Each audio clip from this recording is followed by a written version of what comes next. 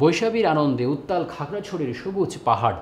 বর্ষবরণ ও বর্ষবিদায় অনুষ্ঠানকে ঘিরে নতুন সেজেছে পার্বত্য চট্টগ্রামের প্রত্যন্ত পাহাড়ি জনপদ। খাগড়াছড়ি জেলা প্রতিনিধি মোবারক হোসেনের রিপোর্ট।